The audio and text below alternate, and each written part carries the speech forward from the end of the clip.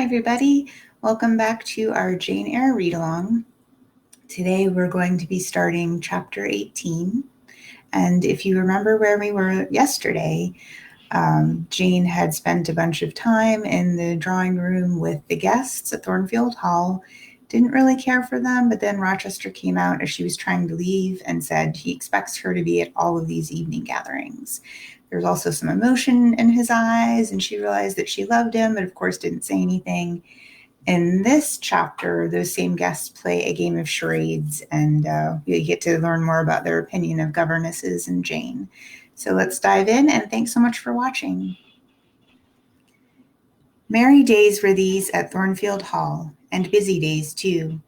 How different from the first 3 months of stillness, monotony, and solitude I had passed beneath its roof. All sad feelings seemed now driven from the house, all gloomy associations forgotten. There was life everywhere, movement all day long. You could not now traverse the gallery, once so hushed, nor enter the front chambers, once so tenantless, without encountering a smart lady's maid or a dandy valet. The kitchen, the butler's pantry, the servants' hall, the entrance hall, were equally alive, and the saloons were only left still when the blue sky and halcyon sunshine of the genial spring weather called their occupants out into the grounds. Even when that weather was broken and continuous rain set in for some days, no damp seemed cast over enjoyment. Indoor amusements only became more lively and varied in consequence of the stop put to outdoor gaiety. I wondered what they were going to do the first evening a change of entertainment was proposed. They spoke of playing charades, but in my ignorance, I did not understand the term. The servants were called in, the dining room tables wheeled away, the lights otherwise disposed, the chairs placed in a semicircle opposite the arch. While Mr. Rochester and the other gentlemen directed these alterations, the ladies were running up and down stairs, ringing for their maids. Mrs. Fairfax was summoned to give information respecting the resources of the house in shawls, dresses, draperies of any kind, and certain wardrobes of the third story were ransacked, and their contents, in the shape of brocaded and hooped pettiskirts, satin sachets, black modes, lace lappets, etc., were brought down in armfuls by the Abigails. Then a selection was made, and such things as were chosen were carried to the boudoir within the drawing-room. Meantime, Mr. Rochester had again summoned the ladies round him, and was selecting certain of their number to be of his party. "Miss Ingram is mine, of course," said he. Afterwards, he named the 2 Misses Eshton and Mrs. Dent. He looked at me. I happened to be near him, as I had been fastening the clasp of Mrs. Dent's bracelet, which had got loose. "Will you play?" he asked. I shook my head. He did not insist, which I rather feared he would have done. He allowed me to return quietly to my usual seat. He and his aides now withdrew behind the curtain. The other party, which was headed by Colonel Dent, sat down on the crescent of chairs. One of the gentlemen, Mr. Eshton, observing me, seemed to propose that I should be asked to join them. But Lady Ingram instantly negatived the notion. "No," I heard her say, "she looks too stupid for any game of the sort." Ere long a bell tinkled, and the curtain drew up. Within the arch, the bulky figure of Sir George Lynn, whom Mr. Rochester had likewise chosen, was seen enveloped in a white sheet. Before him, on a table, lay open a large book, and at his side stood Amy Eshton, draped in Mr. Rochester's cloak, and holding a book in her hand. Somebody, unseen, rang the bell merrily. Then Adele, who had insisted on being one of her guardian's party, bounded forward, scattering round her the contents of a basket of flowers she carried on her arm. Then appeared the magnificent figure of Miss Ingram, clad in white, a long veil on her head, and a wreath of roses round her brow. By her side walked Mr. Rochester, and together they drew near the table. They knelt, while Mrs. Dent and Louisa Eshton, dressed also in white, took up their stations behind them. A ceremony followed, in dumb show, in which it was easy to recognize the pantomime of a marriage. At its termination, Colonel Dent and his party consulted in whispers for 2 minutes. Then the colonel called out, "Bride." Mr. Rochester bowed, and the curtain fell. A considerable interval elapsed before it again rose. Its second rising displayed a more elaborately prepared scene than the last. The drawing room, as I have before observed, was raised 2 steps above the dining room, and on the top of the upper step, placed a yard or two back within the room, appeared a large marble basin, which I recognized as an ornament of the conservatory, where it usually stood, surrounded by exotics and tenanted by goldfish, and whence it must have been transported with some trouble, on account of its size and weight. Seated on the carpet by the side of this basin was seen Mr. Rochester, costumed in shawls, with a turban on his head. His dark eyes and swarthy skin and Paynim features suited the costume exactly. He looked the very model of an Eastern emir, an agent or a victim of the bowstring. Presently advanced into the view Miss Ingram. She, too, was attired in Oriental fashion. A crimson scarf tied sash-like round the waist, an embroidered handkerchief knotted about her temples, her beautifully molded arms bare, one of them upraised, in the act of supporting a pitcher poised gracefully on her head. Both her cast of form and feature, her complexion and her general air, suggested the idea of some Israelitish princess of the patriarchal days, and such was doubtless the character she intended to represent. She approached the basin and bent over it as if to fill her pitcher. She again lifted it to her head. The personage on the well brink now seemed to accost her, to make some request. She hasted, let down her pitcher on her hand, and gave him a drink. From the bosom of his robe, he then produced a casket, opened it, and showed magnificent earrings and bracelets. She acted astonishment and admiration. Kneeling, he laid the treasure at her feet.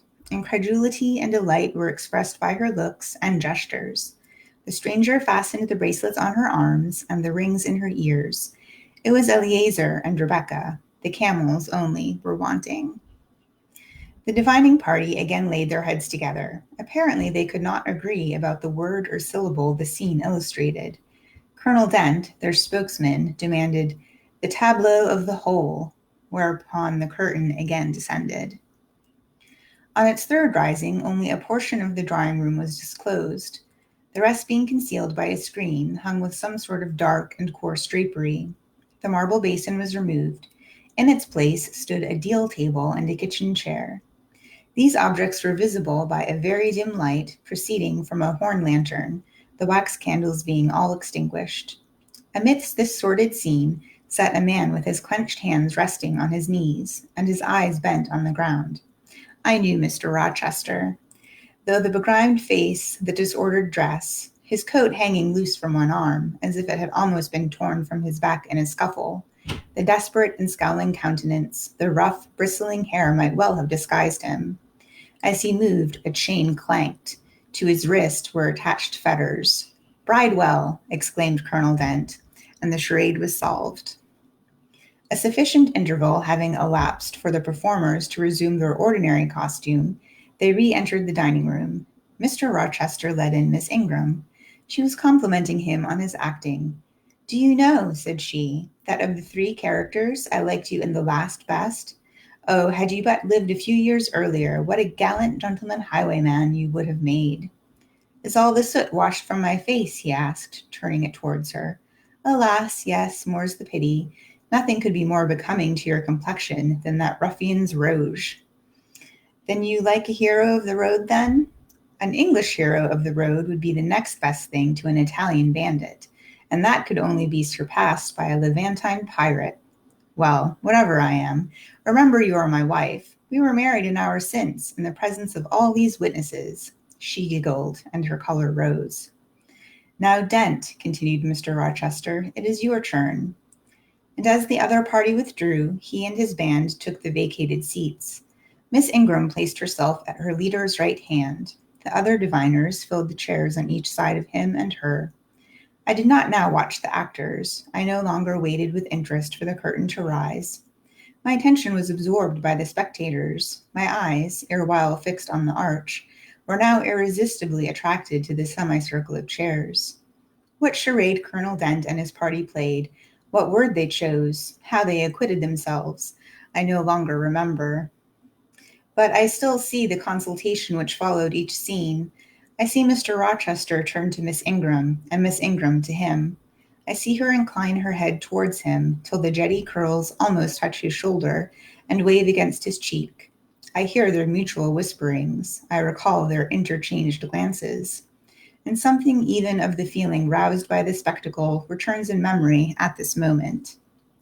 I have told you, reader, that I had learnt to love Mr. Rochester. I could not unlove him now, merely because I found that he had ceased to notice me, because I might pass hours in his presence, and he would never once turn his eyes in my direction, because I saw all his attentions appropriated by a great lady, who scorned to touch me with the hem of her robe as she passed, who, if ever her dark and imperious eye fell on me by chance, would withdraw it instantly as from an object too mean to merit observation. I could not unlove him, because I felt sure he would soon marry this very lady, because I read daily in her a proud security and his intentions respecting her, because I witnessed hourly in him a style of courtship which, if careless in choosing, rather to be sought than to seek, was yet in its very carelessness captivating, and in its very pride irresistible. There was nothing too cool or banish love in these circumstances, though much to create despair, too much, you will think, reader, to engender jealousy. If a woman in my position could presume to be jealous of a woman in Miss Ingram's. But I was not jealous, or very rarely. The nature of the pain I suffered could not be explained by that word. Miss Ingram was a mark beneath jealousy. She was too inferior to excite the feeling. Pardon the seeming paradox. I mean what I say. She was very showy, but she was not genuine. She had a fine person, many brilliant attainments, but her mind was poor, her heart barren by nature. Nothing bloomed spontaneously on that soil, no unforced natural fruit delighted by its freshness. She was not good. She was not original. She used to repeat sounding phrases from books. She never offered, nor had, an opinion of her own. She advocated a high tone of sentiment, but she did not know the sensations of sympathy and pity. Tenderness and truth were not in her. Too often she betrayed this by the undue vent she gave to a spiteful antipathy she had conceived against little Adele, pushing her away with some contumelious epithet as if she happened to approach her, sometimes ordering her from the room, and always treating her with coldness and acrimony. Other eyes besides mine watched these manifestations of character, watched them closely, keenly, and shrewdly. Yes, the future bridegroom, Mr. Rochester himself, exercised over his intended a ceaseless surveillance, and it was from this sagacity, this guardedness of his, this perfect clear consciousness of his fair one's defects, this obvious absence of passion in his sentiments towards her, that my ever-torturing pain arose.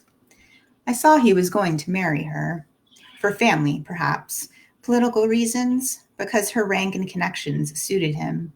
I felt he had not given her his love, and that her qualifications were ill adapted to win from him that treasure. This was the point. This was where the nerve was touched and teased. This was where the fever was sustained and fed. She could not charm him. If she had managed the victory at once, and he had yielded and sincerely laid his heart at her feet, I should have covered my face, turned to the wall, and figuratively have died to them. If Miss Ingram had been a good and noble woman, endowed with force, fervor, kindness, sense, I should have had one vital struggle with two tigers, jealousy and despair. Then, my heart torn out and devoured, I should have admired her, acknowledged her excellence, and been quiet for the rest of my days. And the more absolute her superiority, the deeper would have been my admiration, the more truly tranquil my quiescence. But as matters really stood, to watch Miss Ingram's efforts at fascinating Mr. Rochester, to witness their repeated failure, herself unconscious that they did fail, vainly fancying that each shaft launched hit the mark, and infatuatedly pluming herself on success, when her pride and self-complacency repelled further and further what she wished to allure. To witness this was to be at once under ceaseless excitation and ruthless restraint. because when she failed, I saw how she might have succeeded. Arrows that continually glanced off from Mr. Rochester's breast and fell harmless at his feet might, I knew, if shot by a surer hand, have quivered keen in his proud heart, have called love into his stern eye, and softness into his sardonic face, or, better still, without weapons a silent conquest might have been won. Why can she not influence him more when she is privileged to draw so near to him? I asked myself. Surely she cannot truly like him, or not like him with true affection. If she did, she need not coin her smiles so lavishly, flash her glances so unremittently, manufacture airs so elaborate, graces so multitudinous. It seems to me that she might, by merely sitting quietly at his side, saying little and looking less, get nigher to his heart. I have seen in his face a far different expression from that which hardens it now while she so vivaciously accosts him. But then it came of itself. It was not elicited by arts and calculated maneuvers, and one had but to accept it, to answer what he asked without pretension, to address him when needful without grimace, and it increased and grew kinder and more genial, and warmed one like a fostering sunbeam. How will she manage to please him when they are married? I do not think she will manage it, and yet it might be managed, and his wife might, I verily believe, be the very happiest woman the sun shines on. Okay, and that brings us to the middle of this chapter. So Jane's having some feelings of remorse. She really thinks that Blanche and Mr. Ingram are going to get married, but she can tell that Rochester doesn't like Blanche. So we'll see what happens as we move further along in the chapter. Thanks so much for watching, and I'll see you again tomorrow at noon, where I know there's a scene with a gypsy coming up soon that I really like. So hopefully that'll be either tomorrow or the day after that. Thanks so much for watching, and until next time, stay safe.